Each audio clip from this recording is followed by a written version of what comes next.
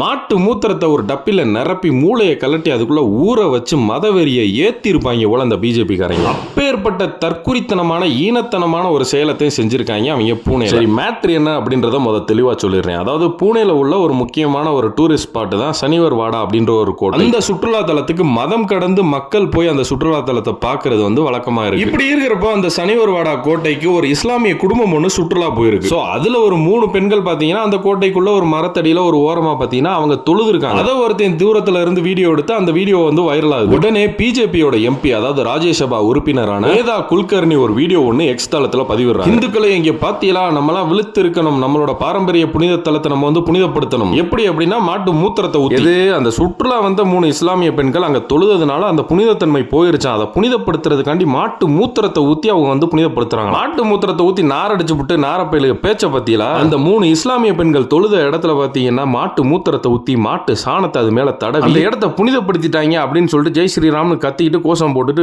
ரொம்ப சந்தோஷமா ஆடி பாடி கொண்டாடிட்டு இருக்காங்க. எவ்வளவு வன்மம், எவ்வளவு வெறி பாத்தீங்களா. ஆனா இன்னும் எத்தனை காலத்துக்கு தான் அந்த மக்கள் மேல அவங்களோட வன்மத்தை கக்கிக்கிட்டே இருப்பாங்க, அவங்களோட மத வெறியை காட்டிக்கிட்டே இருப்பாங்கன்னு எனக்கு சத்தியமா தெரியல. Yes, that is, we have to say it with authority. Yes, அப்படிதான்.